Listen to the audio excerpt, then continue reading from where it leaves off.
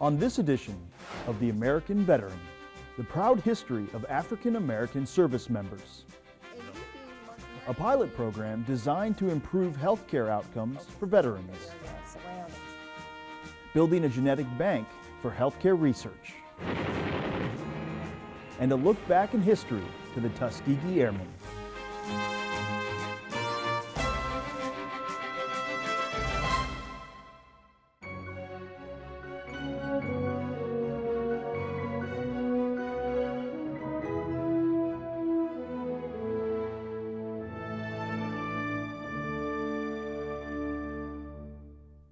Welcome to The American Veteran, brought to you by the Department of Veterans Affairs. We bring you this program from the studios of Defense Media Activity in Fort Meade, Maryland. Since the American Revolution, African Americans have participated in every single war fought by or within the United States. We honor their courage and sacrifice. One of the first casualties of the War of Independence was Crispus Attucks, a black merchant seaman killed in the Boston Massacre of 1770. Slaves and free black men fought together in the Continental Army, but after the Revolution, African Americans were largely barred from serving. Some ignored the ban and fought valiantly in the War of 1812. Among the most famous black units of the Civil War was the 54th Massachusetts Regiment, whose heroic assault on Fort Wagner in South Carolina became legendary for the display of bravery against all odds. Lincoln's Emancipation Proclamation prompted thousands of freed and escaped slaves to fight in the Union Army and Navy. Their brave efforts helped to defeat slavery and gain the vote for African Americans. After the war, the Army maintained a number of black units. In the West, they helped preserve order on the lawless frontier. Native Americans called them Buffalo Soldiers. Among their feats in the Spanish-American War, the all-black 10th Cavalry Regiment assaulted San Juan Hill. With America's entry into the First World War, heroic units of black soldiers included the 369th Infantry Regiment. Known as the Harlem Hellfighters, they served on the front lines longer than any other American unit. A little over 20 years later, thousands of African Americans served courageously. During the bombing of Pearl Harbor, Dory Miller, an African American Navy steward, manned a machine gun to shoot down Japanese Zeros. African Americans continued to serve heroically during World War II, although in segregated units. Nonetheless, the barriers were slowly being broken. Black women were now able to enlist in the armed forces, and the number of black officers was increasing dramatically. Benjamin O. Davis Sr. had become the country's first African American general in 1940. His son, future Air Force General Benjamin O. Davis Jr., commanded the 332nd Fighter Group, also known as the Tuskegee Airmen. Their outstanding performance helped to bring an end to segregation in the military. In 1948, President Truman issued an executive order directing the military to give all soldiers equal treatment and opportunity. There is no justifiable reason for discrimination because of ancestry, or religion, or race, or color. By 1954, the Army had become the first major U.S. institution to integrate. A decade later, during the Vietnam War, blacks and whites made up an integrated fighting force. Joe Wynn is a veteran of the Vietnam era. Joe remembers the early 1970s as a time of challenge and change. We were coming off of that period of the late 60s, the Black Power movement, peace movement. I would have to say there was racial tension, not only in Vietnam, but at many of the bases stateside as well. We wanted more civil rights, fair and equal opportunities. Same type of individuals who are challenging you at home are challenging you in the military. After Vietnam, black men and women volunteered in large numbers, and African Americans were rising in the ranks. Samuel Gravely, first African American admiral in the U.S. Navy, Frank E. Peterson, Jr., first African-American general in the Marines. Hazel Johnson Brown, first African-American female general in the U.S. Army. General Colin Powell's appointment as chairman of the Joint Chiefs of Staff marked a high point in an extraordinary legacy of service. In Operation Desert Storm, he led U.S. Armed Forces to one of the most impressive victories in military history. Today, African Americans continue to reach for new heights, like Captain Vernice Armour, who served in Operation Iraqi Freedom and became the first African American female combat pilot. My dad was in the military, my grandfather was in the military. I'm also standing on very, very strong shoulders from the people that came before me, black female pilots. Tuskegee Airmen, General Peterson, first black aviator in the Marine Corps. African Americans have valiantly answered the call to defend our country time and again. VA's Center for Minority Veterans is dedicated to ensuring all veterans receive equal service, regardless of race, religion, or gender. For more information, you can visit the website on your screen.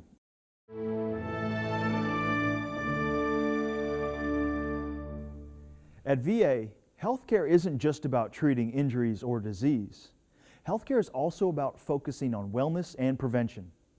A pilot program at VA's Medical Center in Fayetteville, North Carolina, helps veterans develop a plan for healthy living by pairing them with Integrative Health Coaches.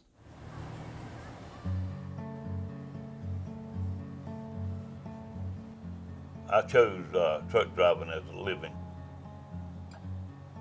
Being in the truck, you got a lot of freedom. You're out there, you're your own man, and there's nobody standing over top of you telling you exactly what you got to do. But when Hugh Williams' blood sugar spiked, he failed his work physical. I think it was kind of a shock to him when they told him that he couldn't work. Been driving a truck for 39 years, I don't know what else I would do. That's the lowest point of my life, I guess. The drug abuse just got worse, It was like a downward spiral. The more I missed out on life, the worse I felt about myself. Michael Perry found himself out on the streets, homeless and jobless, all due to his addiction. I was at that point of hopelessness. Do you really want to die? I'm like, no, I don't. But I don't know how to help myself. And I want to help myself. By the time these veterans turned to the Fayetteville VA Medical Center, they had both hit bottom. Expecting business as usual, they were intrigued when asked to participate in a new type of patient-driven care called Integrative Health Coaching. Integrative Health Coaching model is about treating the whole person, mind, body, soul, and spirit. It's not, I'm going to the doctor and the doctor's going to take my blood pressure medicine and he's going to tell me I need to lower my salt. It is engaging the patient in their own health care. I've got to get my A1C down so I can go back to work. Nurse practitioner Janice Rogers recognized that for Hugh, traditional doctor's visits were not getting the job done. So you were feeling okay, Yeah. and you had kind of gotten away from testing your blood sugars. What other barriers had you been running into? Sometimes I wouldn't take my pills. I mean, not every day, Integrative Health Coaching offered Jan an innovative and dynamic way to empower Hugh, putting him in the driver's seat when it came to his own health care decisions. Did anything kind of jump out at you? Yeah, about everything. Okay. I hadn't done anything right. It was a one-on-one, and we met every week for an hour. What steps would you like to take to reach this goal? Well, I'm gonna get the exercise bike. I'll start riding that and lifting that 20-pound weight. She didn't tell me what to do. She asked me, what did I think I could do? Just looking at the wheel, you being in the center of it, how all these areas of your life actually really impact your health, and you being not even being mindful of it. The components of proactive health and well-being, commonly called the wheel, is divided into segments, each representing a portion of a person's life. The personal health inventory is built around the components of the wheel and allows the patient to get an accurate idea of where they currently are and then look at where they want to be in their lives. So it looks like you focused on the area of surroundings here. Mm-hmm. Okay. Yeah. It is important to ask what's important to the veteran because it allows them to gauge their motivation and also prioritize which goals they are looking to work on first. If I don't tell you what's wrong with me, you can't help me. So the next area on our wheel of health has to do with food and drink. You rated yourself as a 5, and you put down, I just don't eat right. That's right. Okay? But you really want to move yourself up to a 10. Yes. When you're filling this thing out, if you're telling a lie about it, how you really feel that you're doing, you're not helping yourself because this is all about you. If you can sum up for me, what really matters to Mr. Perry in his life? Focusing on my recovery from addiction. Once the inventory is completed, coaches work closely with patients to analyze their answers and help the patient formulate a customized healthcare plan with both short and long-term goals. Doing that inventory, it kind of gave me a perspective of where I wanted to go. You know, I knew that I wanted to regain my relationship with God. I knew that. And he felt like that's what kept him connected to his community, his family, and who he was coming up. Without this crucial support, Michael had been unable to stick with any treatment program. This new holistic approach uncovered a need that traditional medicine would never have found. Reconnecting to his spirituality gave Michael the ability to set ambitious goals and stick with them. We worked on being Michael Perry, the business owner. You know, Michael Perry, the daddy. You know, the uncle. And the son. We worked on that.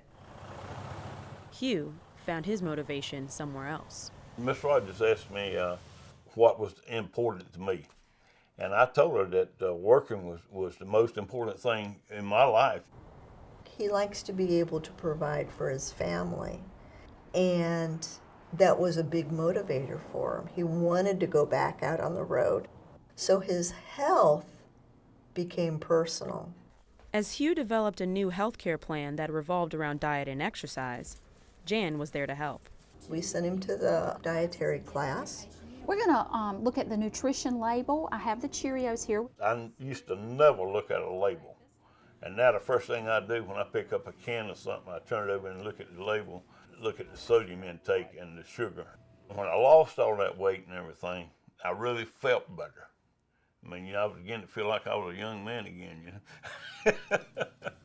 He's back driving his truck. I don't know who was more excited, me or Mr. Williams. I expected some change, but I did not expect this huge change.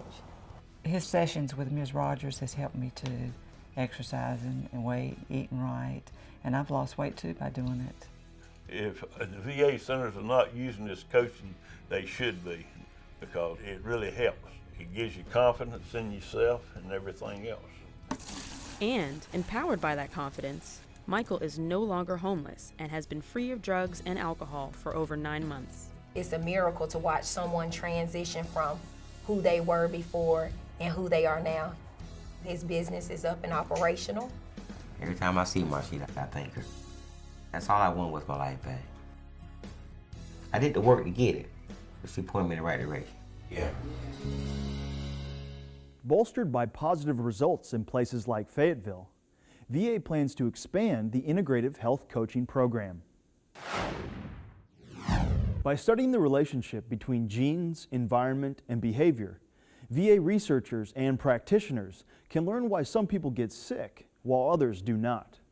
Watch to learn more about the Million Veteran Program and VA's push into the future of healthcare. There is a new partnership between veterans and the VA. It's called the Million Veteran Program, or MVP. MVP studies the genetics of blood samples given by veterans to find new ways of preventing and treating illnesses in veterans and the general population. It is VA's goal to get 1 million veterans to volunteer for this program. I think the most important thing that it will do is look at what the genes do to cause diseases, and then develop drugs and other interventions to treat those diseases. Why do some people live longer than others? What's the cause of certain diseases like cancer and cardiovascular disease, diseases that are important and common to all of us? How do medicines work better in some patients than others? And can we personalize the care of a given patient by looking at their genes and figuring out what's the best medicine for a given patient. The MVP will answer questions such as, why does treatment work well for some veterans but not for others? Why are some veterans at a greater risk for developing an illness? And how can we prevent certain illnesses in the first place? So far, almost 200,000 people have completed the survey that we send out when we invite veterans to participate. Over 118,000 have agreed to enroll and contributed a blood specimen. Tens of thousands have appointments coming up in the near future to contribute. And so we're well on track to achieving our goal in 5 to 7 years. Hi, I'm Dr. Gincado. Very nice to meet you. Hi, nice to meet you. Thank you so much. Enrolling in the program was very, very simple. I contacted the program manager. I made an appointment to come in. Oh, I have a question. Please. We had a blood draw, and I gave them my contact information. Our genes sort of tell us how we're related to other members of the military. There's not too much work you have to do. You fill out informed consent, fill out a few questionnaires, give a blood sample, and that's it. All right, so you're going to fill a little stick. What makes it special is its VA focus. The idea that our veterans have served our country, and while they certainly come down with health conditions that non-veterans get, they also have conditions that seem to be overrepresented among their rank and file. When veterans agree to participate in the program, we assure them that their information is going to be kept confidential. We do that by barcoding with an identifier that is not related to the Social Security number, phone number, or name. Yeah, well, you know, we're bringing 10 more sites on. I know. It's a very exciting time, and this is earth-shattering or groundbreaking. We are definitely breaking new ground. And the VA is really an ideal place to do this because we have a willing veteran population. People with osteoarthritis, when they climb stairs, they lean their trunk forward more in order to better get up the stairs. And we were looking to see if we can use that as a functional test. They're totally altruistic. They have not been told it will help them personally. It may or it may not. Okay, the data looks good. But they've been told it will help others, and they do it for that reason. It could end up on the floor. I contributed to this program for a number of reasons. One being I'm a 51-year-old female combat veteran, and there's not too many of us out there. So I wanted to get my information on record in that medical database. Did you have any questions? I know how important veterans data is, and I said if I could help in any way possible, I'd be more than happy to. If you are a veteran receiving care in the VA healthcare system and would like to become an MVP volunteer, please call toll-free 866-441-6075 or visit us at www.research.va.gov/MVP.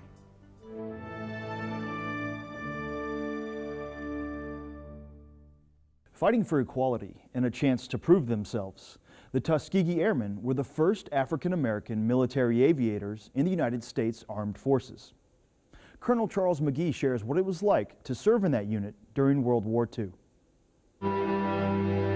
There was the build-up, there was the draft taking place for training, and as an American, I wanted to do my part. It was really my motivation. If somebody asked me if the military was a desired career, I would probably said no. But it was the environment that we were in, the build-up all across the country to support our allies in Europe. I was in the engineering program and taking ROTC. My instructor perhaps planted the seed that maybe I would apply for the flying side of the program that began in 1941. The Army was going to experiment and allow some training of black aviators, so I applied for that aviation training and was accepted and got the call to go down to Tuskegee. They had been involved in the civilian pilot training program, but the Army was still saying no to those pilots who had gotten their private pilot's license and wanted to get Army training. They didn't even believe blacks could fly. Out of some studies that were done earlier, at least that was their conclusions. It wasn't a real study, I don't think, because they didn't get the facts right.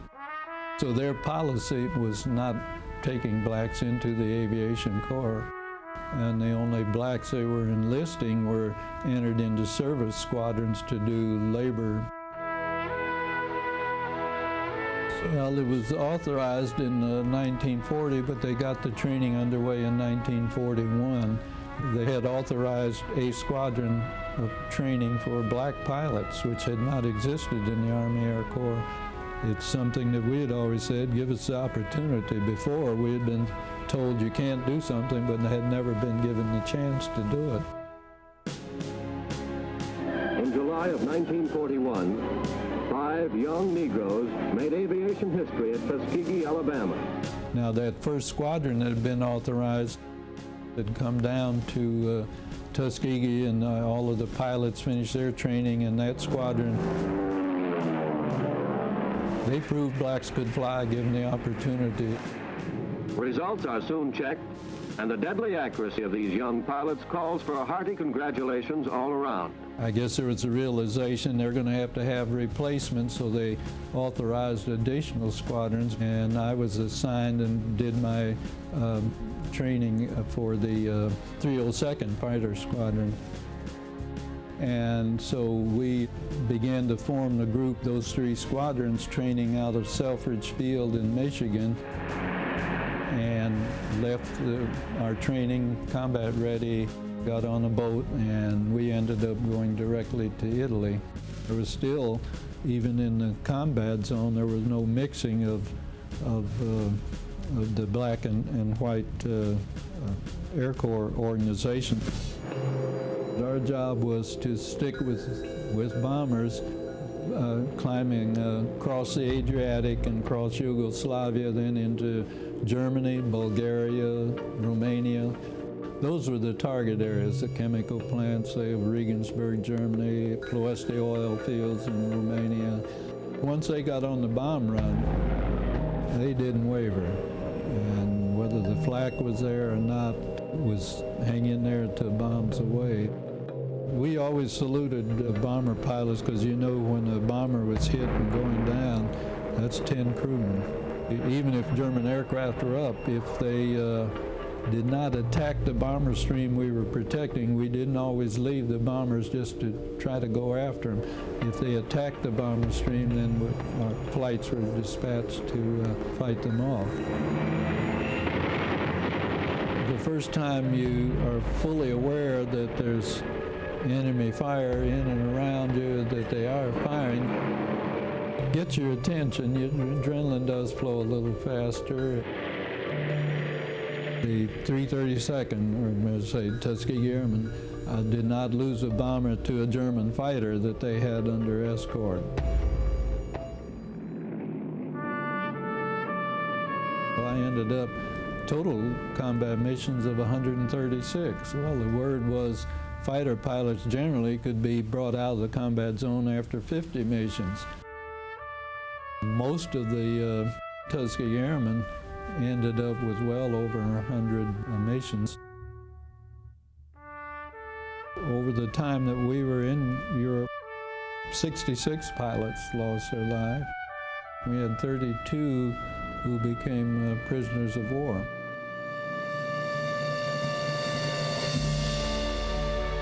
I came home just past mid-November of '44.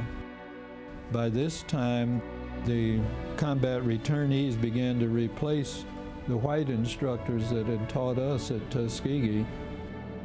And so I ended up as an instructor. The war ended, about April of '45, and the group was one deactivated as the war ended.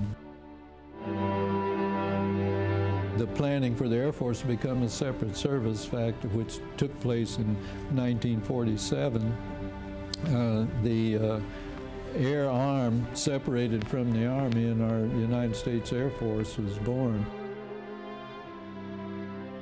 of the Air Force looked at the experience, found out that we as blacks could perform up to the standard. All we needed was the opportunity that they intended to integrate. Even President Truman, a few months later in '48, issued a couple of very important executive orders, but 9981 mandated that all of the services should take action toward integration. There still was, I guess, that little impetus to become a regular officer. I guess in the back of the mind still the recognition of the limitation of opportunities that still face the black in the general society. And when you're enjoying doing something you're doing, getting paid for it, why not stay with it? That concludes this edition of The American Veteran. The Department of Veterans Affairs is honored to bring you this program. If you're a veteran who's troubled in some way, please call the Veterans Crisis Line at 1-800-273-8255. If you have a smartphone, you can also download an app that offers crisis prevention information and help.